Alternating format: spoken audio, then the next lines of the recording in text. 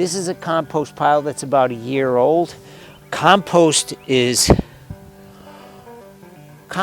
just, you're taking the waste and you're layering the waste in a way that facilitates the quick breakdown of that waste into a nutrient-rich soil that the plants can utilize the nutrients from. Okay, because I don't have a lot of time, I often just pile up whatever waste I can. But there's a methodology to it. You want your compost pile to be 4 or 5 feet high, maybe 6 feet wide, and you'd like your compost pile to be maybe 60-70% what we call carbonaceous material. Material that's, you know, it's rougher. It's like roughage. So straw, hay, wood chips, all these things that you often see combined with hot material or nitrogenous material that you see in animal pens. For instance, horse manure is often mixed with grass, straw or hay. Okay, so that creates the conditions for good breakdown. It absorbs the intense heat. Chicken manure, all the manures, usually there's something added to them because they're pretty intense smelling. So nitrogenous materials are going to be rich in methane. That's why, you know, organic farming is a really good way to sequester nitrogen, to lessen the amount of methane gas going off into the atmosphere as a greenhouse gas, because animal manures are perfect fertilizer waste. So in this pile here, this pile again is about a year old. You'll see there's some carbonaceous material, straw. Okay, these things don't break down very quickly. Okay, they take time. But if you add carbonaceous material, nitrogenous material to them, hot material, they break down fast. Hot material, again, it usually smells. There's methane, there's ammonia gas. Okay, so we don't want that to go off in the atmosphere. We want it to be sequestered or captured by the microorganisms to help break down all of these plants. Okay, so I'm going to dig into this a little bit. It's not quite ready, but the more I turn this over, the faster the breakdown. So if I had turned this over, say once every 2 or 3 weeks, this would break down a lot faster. Okay, I haven't turned it over. This is the first time I've turned it over. I actually covered it for the winter that had holes in it. Try to capture some of the moisture, but it holes in it so that it gets some moisture. You can see there are worms in here again.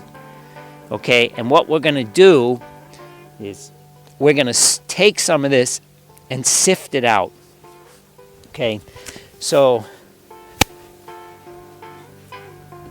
I'm going to take some of this and we're going to try to get the rougher stuff out of it. Put it in this sifter. Okay, and you can see the sifter is just wire, mesh wire, and it's just embedded in wood.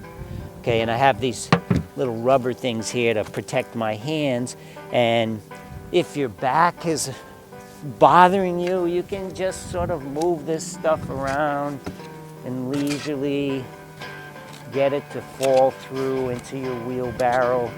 Okay, the idea is to get the finished soil, finished compost, in a condition that makes it easier for roots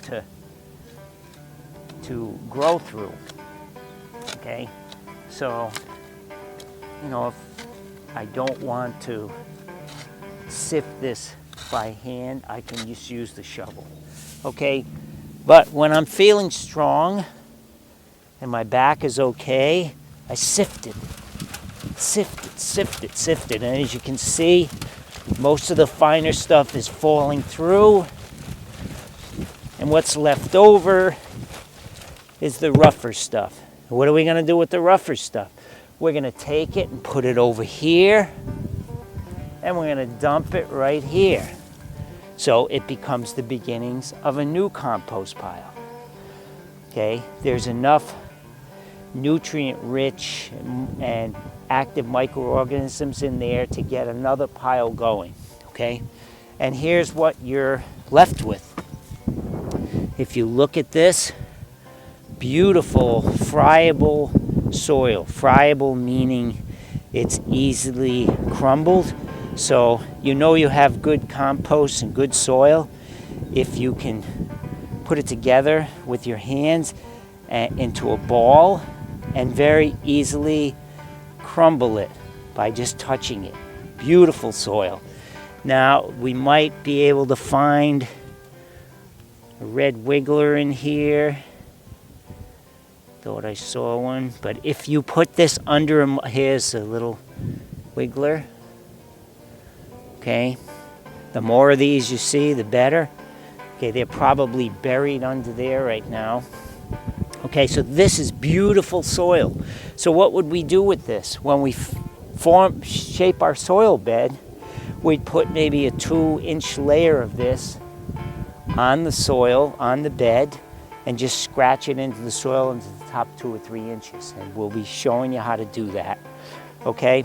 So if you had this soil tested, depending again on the materials, the waste materials you put into the pile originally, then it would be as rich as the components that you put into the soil. So if you're just putting leaves and grass clippings and waste from the house, probably the soil is it's going to be decent compost. But if you add animal manures, and other materials like seaweed, which we're going to show you in a second.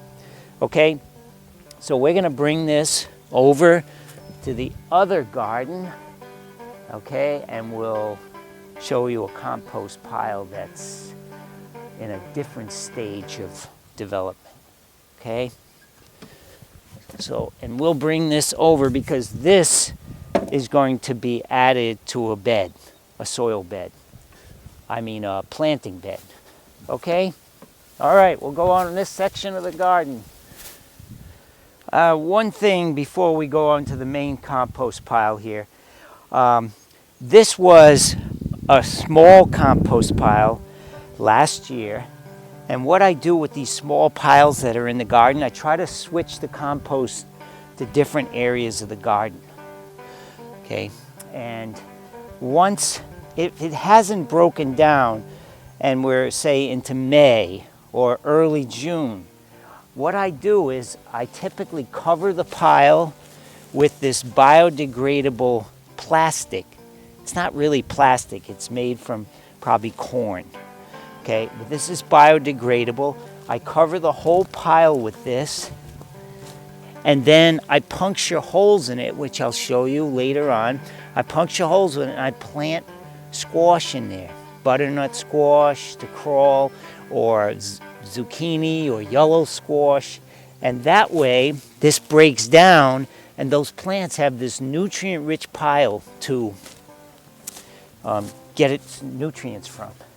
Or you can use this paper, also biodegradable mulch paper, okay?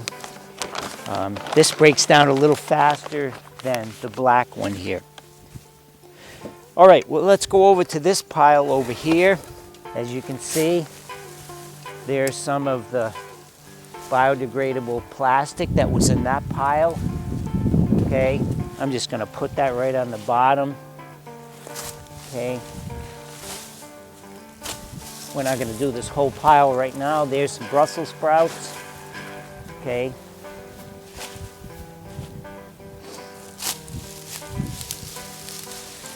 This pile had a lot of cow manure put in it, seaweed, and again, What should I do with this pile? Probably I'm going to cover this and plant something on the top of it. It's got a lot of rough material in it, but as we get more into here, you'll see it's much richer.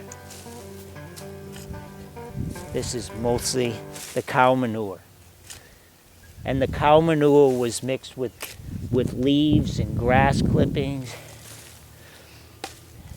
Also, I have a wood stove in the house, and we put our wood ashes in here. Wood ashes add potassium to the compost pile. There are 3 essential nutrients, elements that are needed for healthy plant growth. That's nitrogen, phosphorus, and potassium. So the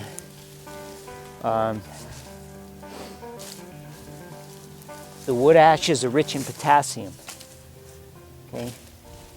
We're going to also add seaweed to this, but we don't want to add all the seaweed at once. I'm just doing a mini version of the bigger pile. So we don't want to add all the seaweed at once. We want to layer things. So then on the seaweed, let's take this household waste. Okay. Again, in here, banana peels, eggs, eggshells, okay, coffee grounds. Coffee grounds are great, okay. Let's add that, okay. We're gonna add that, put that over there, and then we're going to add a little more roughage. Take that, shake it around. And now we're gonna take the more biologically active material, the cow manure, seaweed, and we're gonna layer that maybe 2 or 3 inches. Okay, then you start the process again. Okay, you put some more rough material. Get the rougher material. Okay, you get the idea. You put the rougher material on there. All right, let's just, there's some nice rough material. Okay.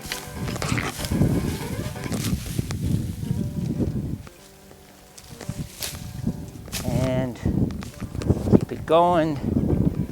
We're going to add seaweed again. Okay, that's all you're doing. You're layering the material if you have time. And better than not doing the composting is to recycle everything into a pile. But if you don't layer it properly, it's going to take a much longer time to break down. Okay? So that's essentially what composting is. Okay, so let's see. We're going to move on now to actually creating the medium where we're going to grow plants. Okay, we're going to start our plants from seed in what's called soil blocks. So that'll be the next session we go to. Okay, thank you.